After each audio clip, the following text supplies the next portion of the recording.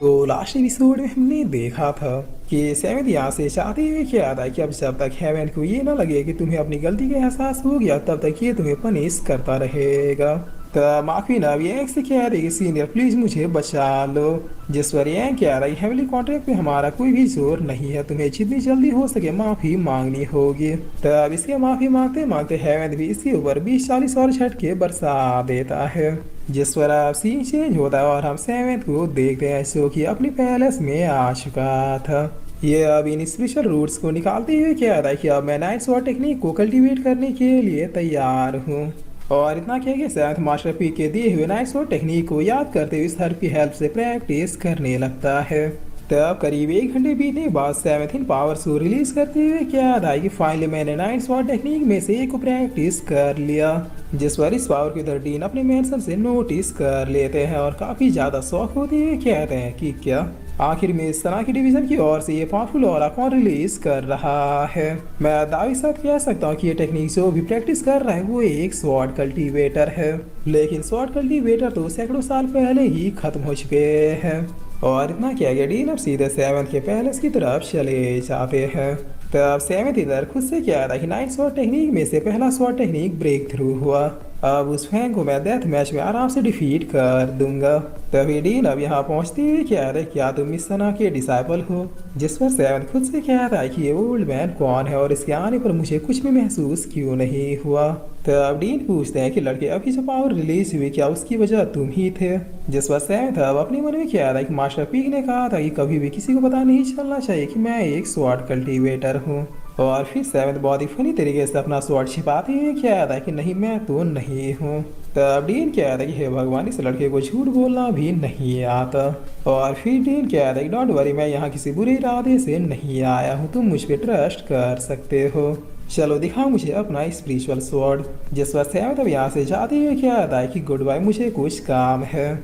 और फिर ये अपने मन में क्या आता है कि अचानक ही किसी बुढ़े को मैं अपना स्वॉर्ड क्यों दिखाऊं। तब डीन अब अपने पावर से रोकते हुए क्या कहते हैं कि वहीं रुक जाओ। जिस पर सेवेंथ क्या आता है कि ओल्ड मैन आखिर तुम्हें चाहिए क्या। और फिर सेवेंथ अपने मन में क्या आता है कि ये तो बहुत ही ज्यादा स्ट्रॉन्ग है। सेवेंथ के बच्चे आखिर तुमने इतना पावरफुल दुश्मन कब बनाया। तब डीन अब सेवेंथ के पास आते हुए क्या आता है कि अब भी नहीं दिखाओगे। जिस पर सेवेंथ क्या आता है कि ओल्ड मैन मैं तुम्हें चाहता नहीं तो फिर अपना स्वॉर्ड क्यों दिखाओ। तो मैं के भेजे हुए गुंडे भी तो हो सकते हो। तब डीन क्या आता है कि तुम्हारी ये मजाल कि मुझे भाड़े का गुंडा बुलाओ।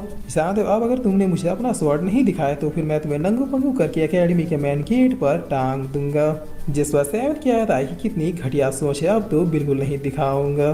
तब डीन क्या आता है कि तुमने मेरे पेशेंस का पास्ता बना दिया। मैंने कहा ना मैं कोई बुरा आदमी नहीं हूँ। अब अगर 2 सेकंड के अंदर तुमने मुझे अपना स्वॉर्ड नहीं दिखाया तो फिर मैं लोगों को तुम्हारा स्वॉर्ड दिखा दूंगा। जिस पर सेवेंथ अब तुरंत मूड चेंज करते हुए क्या आता है कि अरे अरे आप तो गुस्सा हो गए, बताइए कैसे देखना चाहेंगे आप मेरे स्वॉर्ड को। तब डीन क्या आता है कि बहुत ही आसान है, बस अपने स्वॉर्ड से मुझ पर एक पावरफुल हिट करो। जिस पर सेवेंथ क्या आता है कि क्या सबको मार खा के पावर्स क्यों टेस्ट करवानी है। तब डीन क्या आता है क्या हुआ चलो स्ट्राइक करो। जिस पर सेवेंथ क्या आता है कि मैं स्ट्राइक तो मार दूं लेकिन कहीं आपकी बूढ़ी हड्डियां चटक गई तो। तब डीन क्या आता है कि सड़ा तुम्हें क्या लगता है मैं कोई मामूली आदमी हूँ। जिस पर इसके इतना क्या आता है सेवेंथ अपने स्वॉर्ड को इसके ऊपर मार देता है। तब डीन अब दूर गिरते हुए क्या आता है कि लिटिल ब्रैट तुम्हें शर्म नहीं आती कि किसी बूढ़े को इतने जोर से मारते हो, कम से कम मुझे पूरा बोल तो लेने देते। और फिर डेन सीरियस होते हुए क्या आता है कि तुम्हारे टेक्निक को ही देखकर मुझे लग गया था कि तुम एक स्वॉर्ड कल्टीवेटर हो, बट एक्सपेक्ट नहीं किया था कि तुम इतने पावरफुल भी हो सकते हो। जिस पर डीन अब काफी जोर जोर से हंसते हुए क्या आता है कि वाह ये तो काफी खुशी की बात है, हमारे सेक्ट में एक स्वॉर्ड कल्टीवेटर है। मेरे एकेडमी का फ्यूचर बिल्कुल सेट है। लड़के तुम्हारे इस प्रोग्रेस के सामने तो अपर रैंक के सेक्ट भी पानी भरेंगे। आशा बच्चे इस ओल्ड मैन के गले लग जाओ, तुम एक रेयर स्वॉर्ड कल्टीवेटर हो। तब सेवेंथ क्या कि नहीं नहीं वहीं रहिए मैं ऐसे ही ठीक हूँ। जिस पर डीन अब इसे एक टोकन देते हुए क्या कहते हैं कि इसे रखो।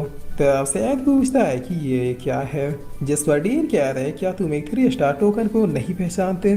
तब सेवेंथ क्या आता है कि नहीं पहचानता। जिस पर डीन बता दे कि ये टोकन वीसी अकेडमी के सारे ब्रांचों में पावर और रैंक का सिंबल है। तुम्हारे पास जितना ज्यादा स्टार का टोकन होगा तुम्हारे पास पावर्स भी उतने ही ज्यादा होंगे। जैसे किसी सेक्ट में मास्टर एल्डर टीचर या फिर किसी बड़े एल्डर के पास जो पावर्स होती है, इस टोकन को धारण करने वाले के पास भी ये पावर्स ऑटोमेटिक ही आ जाती है।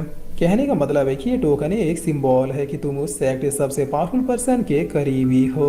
इस टोकन में अधिकतम स्टार 9 तक जा सकते हैं, लेकिन हमारे वाले के पास बस 3 है। तो अब सेवन कह रहा है तो आप मुझे 9 स्टार वाला टोकन ही क्यों नहीं दे देते? ये 3 स्टार वाला थोड़ा कम पावरफुल लग रहा है। जिस वर्डीन कह रहा है कि बकवास बंद करो, 9 स्टार टोकन सिर्फ हमारे विंसी एकेडमी के मेन फाउंडर के पास है। वो है असली सारी विंसी एकेडमी के ग्रेट डीन। हम जैसे 9 रैंक के ब्रांच वालों के पास ये 3 स्टार टोकन ही बहुत ही ज्यादा पावरफुल है। तो सेवन क्या रहा है क्या वाकई में? जिस वर्डीन क्या रहा है कि इस टोकन को दिखा के तुम किसी के भी ऑर्डर को रिजेक्ट कर सकते हो, कहीं भी जा सकते हो जहाँ पे सिर्फ डीन को जाना ही अलाउ है। मैं इसे तुम्हें दे रहा हूँ ताकि तुम हमेशा ही प्रोटेक्टेड रहो। तब सेवन क्या रहा है थैंक यू सो मच इस टोकन के लिए, बट मैं जानना चाहता हूँ कि आप कौन है? जिस पर ये ओल्ड मैन यहाँ से चाहते हुए क्या है कि मेरा नाम जीन चैंगवान है। तो अब सेवन क्या था कि जीन चैंगवान ये नाम तो कहीं सुना सुना सा लग रहा है। वेट ए मिनट, ये तो हमारे इस ब्रांच वाले डीन का नाम है। इसका मतलब यही पर्सन डीन है। जिस पर अब सीन चेंज होता है और हम मास्टर बाय के पैलेस को देखते हैं जहाँ पर माँ क्वीन कल्टीवेट कर रहे थे। तब थोड़ी देर में ब्रेक थ्रू करते हुए ये बिगनर रिलम में पहुंच जाती है। जिस पर मास्टर बाय तारीफ करते हुए कहता है कि बहुत खूब लड़की, तुम्हें मैंने अपना डिसाइबल चुन के कोई भी गलती नहीं की। तुम कुछ ही सालों में ताइवान को भी पीछे छोड़ दोगी। तब मार्कविन अब काफी खुश होती हुई कह रही कि बस कुछ साल और उसके बाद में उस शहर के बच्चे से सारा हिसाब किताब बिल्कुल चुन चुन के लूंगे। जिस पर मास्टर बाय कह रहे लियान कोई मामूली डिसाइबल नहीं है।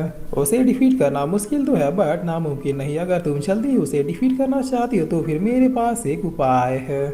जिस पर मार्कविन कह रही हाँ बताइए क्या उपाय है? तो मास्टर बाय अपना ठरकपन दिखाते हुए कह रहे तुम्हें मेरे साथ कल्टीवेट करनी होगी। राजा जी अपनी शक्तियों का पूरा इस्तेमाल कर रहे हो। जिसे सुन मार्कविन इसके इरादों को भांपते हुए कह रही क्या बट ये तो गलत है।